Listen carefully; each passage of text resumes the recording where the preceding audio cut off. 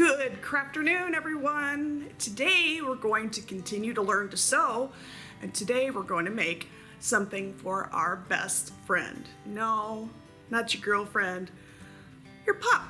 We are going to learn to make a reversible over-the-collar dog bandana. Let's get started on today's project. So for today's reversible over-the-collar dog bandana, we're going to need some coordinating fabric, matching thread if you so choose, scissors, pins, a pattern, an iron at an ironing board, and of course your handy dandy sewing machine. So how do you know what size to make your dog collar? Well, I found this fantastic little cutting guide for teacup-sized dogs, small, medium, large, and for that extra large dog as well. So go ahead and choose which size fits your dog. For my dog Lucy, I pick a medium-sized bandana. Then you will simply lay your pattern out.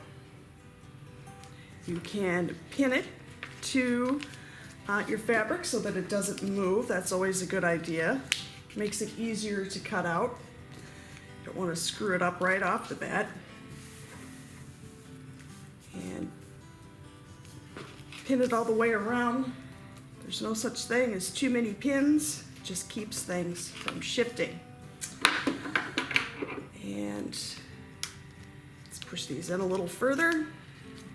Get your good scissors, sewing scissors, and simply follow the pattern.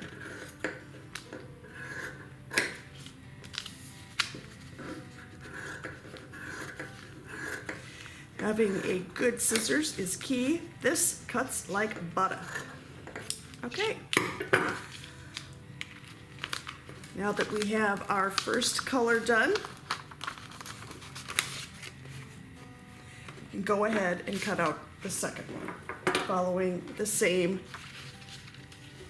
simple rules of pinning and cutting.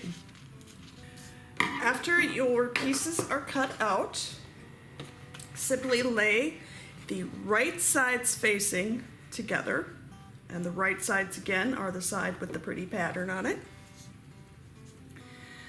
And we are going to pin across the top and make our first seam.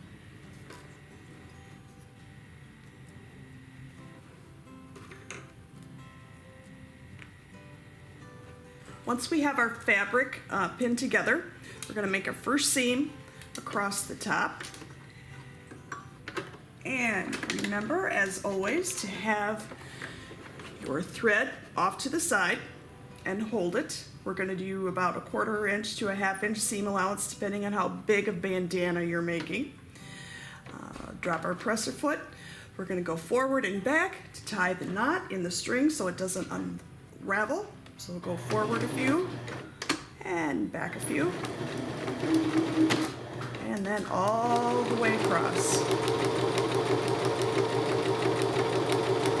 And we're using the edge of our presser foot as a guide to sew a straight seam. When you get to the end, forward, back, and off, and cut your thread. Okay, perfect. And remove the pins.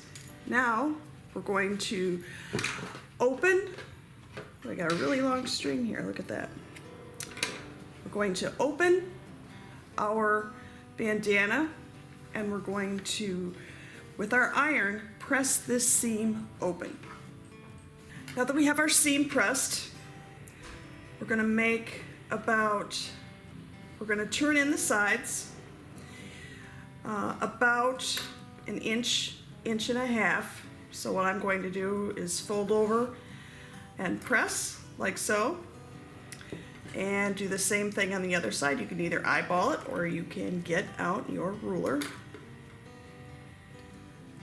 And then once you have those done, you're going to go ahead and press it again. Now that we have our seams nicely pressed, and I know this seems like a silly thing to have to keep ironing everything, but pinning and ironing are really the key to having a good finished product, and it looks more professional.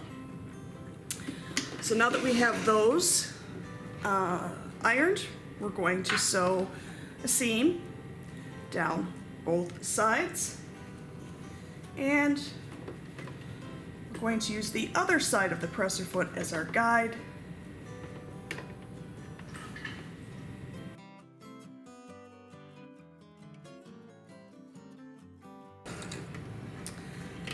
As you can see, I did not use coordinating fabric because I wanted you to be able to see the seams that I am sewing. Okay. Make sure you trim the threads to keep your project neat.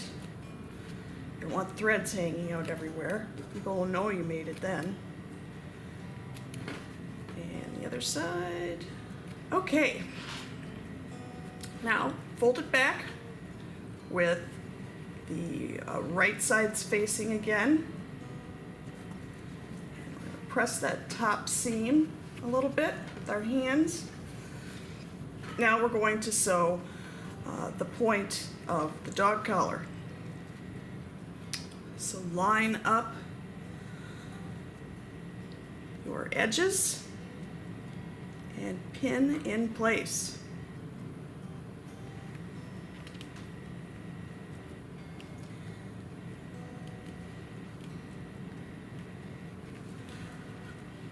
Okay, so now we are going to sew from end to end, across that way.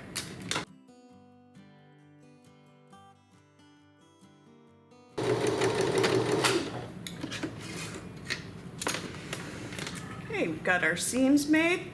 Take your pins out, trim that thread.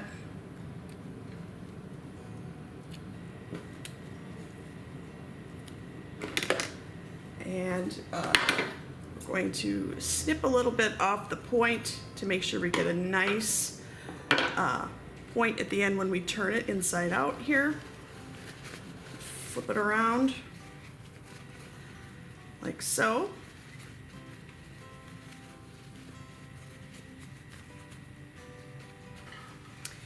To get that point nice and pointy, I use a crochet hook. You can use a pencil. Just remember, don't push too hard or you'll go through the point of it and have a hole, and that'll be a mess. So I'm going to give it one more press.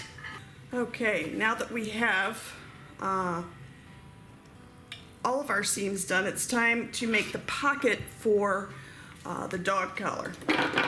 So you're going to want to make sure that the edges fit through all the way. And I'm going to go, on mine, maybe 1.5 to 2 inches across. And I'm actually just going to eyeball this and sew across. So there's our finished dog collar. I used contrasting thread so you could see what we were sewing at home. I would suggest using the same color thread, and then all you have to do is insert the collar, clip it around your pup, and she'll be fancy schmancy for whatever event you're going to. Thanks for joining us today, everyone. Have a great CrafterNoon.